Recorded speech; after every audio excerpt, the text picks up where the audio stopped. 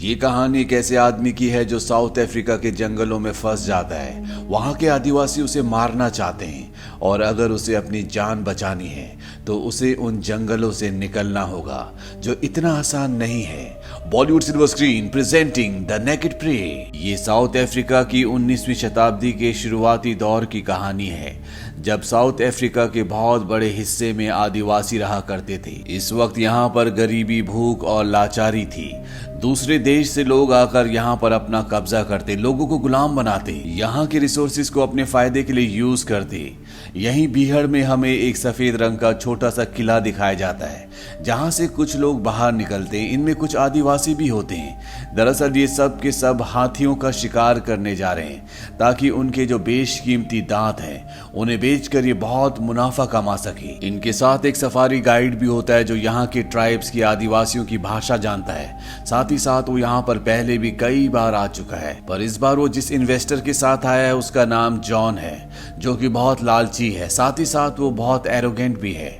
ये सब के सब पूरा दिन सफर करते हैं और इसके बाद एक जगह बैठ जाते हैं, जहां पर इन्वेस्टर गाइड को कहता है कि मुझे लगता है कि मुझे स्लेवरी यानी गुलामी के बिजनेस में जाना चाहिए। इस बिजनेस में बहुत फायदा है, क्या तुम मेरे पार्टनर बनना चाहोगे? गाइड कहता है नहीं, मैं अब कोई काम नहीं करना चाहता। ये मेरा आखिरी टूरिस्ट गाइड का काम है, इसके बाद मैं अपना एक फार्म खोलूंगा। इसके बाद ये सब के सब यहाँ से आगे बढ़ जाते हैं और तभी इनके सामने कुछ आदिवासी आते हैं। दरअसल जिस रास्ते से होकर अब ये गुजरने वाले हैं वो इन्हीं आदिवासियों का इलाका है। ये सभी आदिवासी शांत होते हैं, इनके चेहरे पर मुस्कुराहट होती है और बात करने का तरीका बहुत फ्रेंडली है। पर जॉन को कुछ समझ नहीं आता कि इन लोगों ने इनका रास्ता क्यों रोका है। गाइड यहाँ के तौर तरीके जानता है। वो यहाँ पर आदिवासियों के लीडर से बात करता है और जॉन को बताता है कि हमें इनके चीफ के लिए इन्हें कुछ तोहफे देने होंगे। ये एक तरह का टोल टैक्स होता है, पर जॉन साफ साफ मना कर देता है। वो कहता है कि मैं अपने रास्ते में आने वाले हर एक भिखारी को पैसे नहीं दे सकता।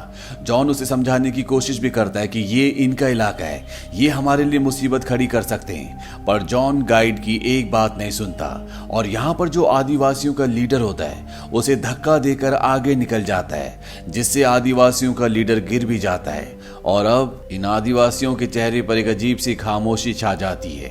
वहीं जॉन गाइड और उसके साथ उसके जितने भी आदमी होते हैं वो उस जगह पहुंच जाते हैं जहां पर इन्हें हाथियों का शिकार करना है। ये कई सारे हाथियों का शिकार करते हैं और शिकार करने के बाद जब ये खाना खा रहे होते हैं तो गाइड को एहसास होता है कि इनके आसपास खतरा है और हमें झाड़ियों के पीछे कई सारे आदिवासी दिखाए जाते हैं। ये वही आदिवासी है जिनके लीडर को जॉन ने धक्का दिया था। ये सब के सब जॉन, टूरिस्ट गाइड और यहाँ पर उनके जितने भी लोग होते हैं उनके ऊपर हमला कर देते हैं, कई लोगों को मार भी देते हैं और जॉन को, टूरिस्ट गाइड को यहाँ से पकड़कर अपने कबीले में ले जाते हैं, जहाँ पर इन सबको बांध दिया जाता है। जॉन को एक जहरीले सांप के आगे बांध दिया जाता है। सांप उसे डस लेता है, जिससे उसकी मृत्यु हो जाती है। वहीं गाइड के सारे कपड़े उतार के इसे अपने साथ ले जाते हैं और इन्हीं आदिवासियों में से एक आदिवासी तीर चलाता है। गाइड को कहा जाता है कि तुम उस तीर तक भागो। गाइड अब भागना शुरू करता है और वो उस तीर को भी क्रॉस कर जाता है और तभी एक आदिवासी उसका पीछा करना शुरू करता है और जब वो उसके बहुत नजदीक पहुंच जाता है वो अपना भाला उसकी तरफ फेंकता है, पर गाइड बच जाता है। वो उसका भाला उठाता है और जो आदिवासी उसके पीछे आ रहा होता है उसको उसी के भाले से मार देता है। दूर से आदिवासी देख लेते हैं और अब एक और आदिवासी उसका पीछा करना शुरू कर देता है। गाइड जल्दी से उस आदिवासी को, जिसे उसने भी मारा है, उसके पैरों की चप्पल और उसका सारा जरूरी सामान लेकर वहां से भाग जाता है, पर अभी भी उसके पीछे एक आदिवासी होता है। गाइड बहुत आगे तक भागता है। वो आदिवासी लगातार उसका पीछा कर रहा होता है, पर वो उस तक पहुंचने से पहले ही थक कर वहीं गिर जाता है। गाइड यहाँ से आगे निकल जाता है। उसके पैरों में जो चप्पल होती है वो हर्ट कर रही होती है, इसीलिए उसके पास जो जानवर की खाल के नरम कपड़े होते हैं वो उसे अपने पैरों के नीचे लगा लेता है और यहाँ से आगे बढ़ जाता है। वहीं दूसरी तरफ दिखाया जाता है कि एक और आदिवासी उसके पैरों के निशानों से उसका पीछा कर रहा होता है। गाइड देख लेता है कि वो उस तक पहुंचने वाला है। गाइड वहीं कटीले पेड़ों के पीछे छुप जाता है। वो आदिवासी जो उसका पीछा कर रहा था वो पेड़ों के पीछे उसके पैर को देख लेता है और धीरे धीरे उसकी तरफ बढ़ना शुरू करता है। पर तभी दिखाया जाता है कि गाइड पीछे से आता है। दरअसल उसने अपने पैर की जो चप्पल होती है वो जानबूझकर इस तरह से रख दी थी ताकि आदिवासी को लगे कि वो उस कटीले पेड़ के पीछे है। और जब वो धीरे धीरे आगे बढ़ रहा होता है गाइड पीछे से आकर उसे भी मार देता है। पर गाइड को यहाँ पर खतरा सिर्फ आदिवासियों से नहीं है, यहाँ पर बहुत खतरनाक जानवर भी होते हैं, साथ ही साथ वो भूखा भी है। इसीलिए वो एक जंगली पक्षी को मारने की पकड़ने की कोशिश करता है पर वो उसे पकड़ नहीं पाता। गाइड किसी भी कीमत पर इस जगह से बाहर निकलना चाहता है, इसीलिए वो पूरा दिन और यहाँ तक कि अंधेरा होने पर भी चलता रहता है। पर जब वो बहुत ज्यादा थक जाता है तो जंगल में भूखा ही एक जगह सो जाता है। वहीं दूसरी तरफ दिखाया जाता है कि आदिवासियों का एक ग्रुप जो कि अंधेरे में जंगल में बैठा हुआ है। दरअसल गाइड ने इनके लोगों को मारा है, इसीलिए किसी भी कीमत पर ये उसे ढूंढ कर मारना चाहते हैं। अगली बार एक बार फिर से सभी आदिवासी गाइड का पीछा करना शुरू करते हैं। ये उसके पैरों के निशानों को फॉलो कर रहे होते हैं। वहीं दूसरी तरफ गाइड को दिखाया जाता है जिसे एक हिरन बैठा हुआ दिखता है। वो अपने भाले से उस पर वार करता है जिससे वो पूरी तरह से घायल हो जाता है। पर जब वो उस जगह पहुंचता है तो वो देखता है कि उसके शिकार को बब्बर शेर ने पकड़ लिया है, यानी कि उसका शिकार उससे छिन चुका है। इसीलिए उसे भूखे पेट ही आगे बढ़ना पड़ता है। आगे उसे एक नदी मिलती है और जब वो वहां से पानी पी रहा होता है तभी उसे आदिवासियों की आवाज आती है जो उसके आसपास ही होते हैं। वो जंगल की तरफ भाग जाता है। आदिवासी उस नदी तक पहुंच जाते हैं जहां से वो पानी पी रहा था। उन्हें वहां पर गाइड के गीले पैरों के निशान दिखते हैं और वो समझ जाते हैं कि वो किस दिशा में भागा है। ये सब के सब उसका पीछा करना शुरू करते हैं। ये आठों के आठों आदिवासी उसे अलग अलग ढूंढ रहे होते हैं और तभी गाइड पेड़ से कूदकर एक आदिवासी को मार देता है। और जैसे ही वो थोड़ा सा आगे बढ़ता है एक आदिवासी भाले से उस पर वार करता है जिससे वो जरा जरा सा बच जाता है। इसके बाद गाइड की और इस आदिवासी की आपस में लड़ाई होती है। टूरिस्ट गाइड मौका देखकर नीचे से मिट्टी उठाकर उसकी आंखों में फेंकता है जिससे उसे दिखना बंद हो जाता है और इस मौके का फायदा उठाकर गाइड उस आदिवासी को भी मार देता है। वहीं अब आदिवासी जब अपने दो और लोगों को मरा हुआ देखते हैं तो उनका जो लीडर होता है वो पूरी तरह से बौखला जाता है। वो कहता है कि अब हम उसे नहीं छोड़ेंगे और ये 6 के 6 आदिवासी पूरे गुस्से और आक्रोश के साथ उसका पीछा करना शुरू कर देते हैं। ये उस जगह तक पहुंच जाते हैं जहां पर गाइड थक कर बैठा होता है। ये उस पर तीर भी चलाते हैं पर वो बच जाता है।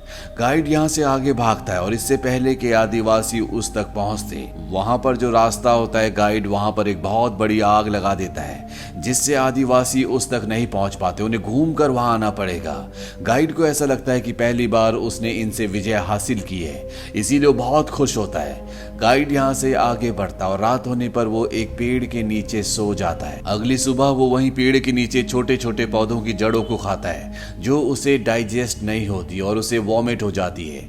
वहीं दूसरी तरफ 6 आदिवासियों को दिखाया जाता है जिनमें से एक अब आगे नहीं बढ़ना चाहता, यानी कि वो गाइड का पीछा नहीं करना चाहता। इस बात से इनका जो लीडर होता है वो गुस्सा हो जाता है और उसे भाले से मार देता है, यानी कि अब ये 5 बचे जो गाइड का पीछा कर रहे होते हैं। पर अब गाइड इनकी नजरों से ओझल हो चुका है, इसीलिए इनमें से एक बहुत ऊंचे पेड़ पर चढ़ता है और वहां से वो दूर तक देखता है। उसे गाइड दिख जाता है। इन्हें पता है कि गाइड कहाँ है। वहीं गाइड को दिखाया जाता है जो अपनी बोतल से पानी पीने की कोशिश करता है पर अब उसका पानी खत्म हो चुका है। उसकी हालत बहुत ज्यादा खराब है और वो उसी हालत में एक बीहड़ से होकर गुजरता है। उसे पता ही नहीं चलता कि जिस रास्ते से वो जा रहा है वहां नीचे सैकड़ों सांप है। पर इससे पहले कि कोई सांप उसे डसता वो अपना रास्ता बदल लेता है। वो 5 आदिवासी उसके पीछे आ रहे होते हैं पर तभी उनमें से एक आदिवासी को सांप डस लेता है। हालांकि उसका साथी उसका जहर चूस कर निकाल देता है पर अब उन्हें अपने इस साथी को छोड़कर आगे जाना पड़ता है, यानी कि अब ये 4 बचे। वहीं गाइड पूरी तरह से अधमरा हो चुका, वो एक जगह गिर जाता है और तभी उसके सामने जो मरे हुए जानवर की खोपड़ी होती है उसके अंदर से एक सांप निकलता है जिसे वो मारकर खा लेता है। गाइड के अंदर अब थोड़ी सी ताकत आती है इसीलिए वो आगे बढ़ता है और कुछ और आगे बढ़ने के बाद उसे एक नदी दिखती है जिसे देखकर वो बहुत खुश हो जाता है। यहाँ पर वो पागलों की तरह पानी पीता है क्योंकि कई घंटों से उसने पानी नहीं पिया होता। उसकी पूरी बॉडी डिहाइड्रेट हो गई होती है। गाइड अपना आगे का सफर तय करते हुए आदिवासियों के एक गांव गांव के पास पहुंचता है, जहां पर वो देखता है कि आदिवासी नाच रहे होते हैं, बाहर खाना बना रहे होते हैं। वो वहीं पर छुप जाता है और जब रात को कई लोग सो जाते हैं तो वो उनका खाना चुरा कर खा लेता है। अगली सुबह दिखाया जाता है गाइड वहीं गांव के पास एक गिरे हुए सूखे पेड़ के नीचे सो रहा होता है और तभी एक गोली की आवाज से उसकी आंखें खुलती है।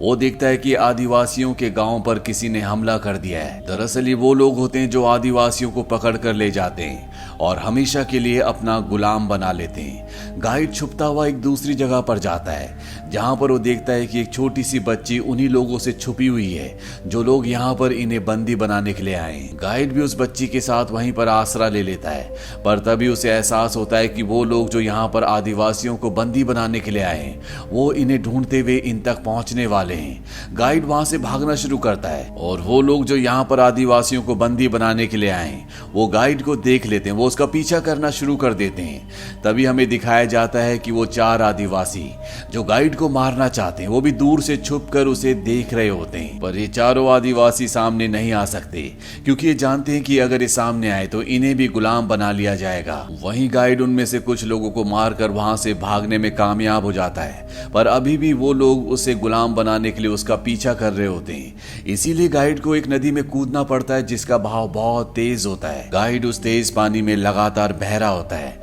यहाँ पर कई छोटे बड़े झरने भी होते हैं जिनसे गाइड गिरकर बेहोश हो जाता है और जब वो नदी के किनारे पानी में डूब रहा होता है तभी वहां पर वही बच्ची जिसके साथ वो छुपा था वो आ जाती है और वो गाइड को वहां से निकाल लेती है। अब गाइड के पेट के अंदर जितना भी पानी गया होता है ये बच्ची उस पानी को निकाल कर उसे होश में लाती है।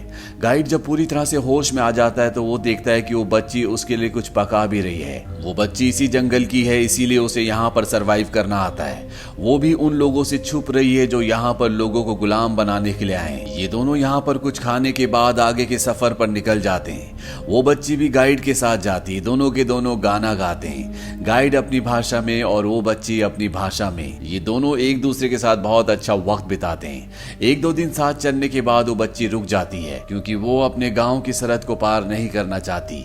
वो बच्ची वहां से वापस चली जाती है और गाइड अब अपने रास्ते आगे निकल जाता है।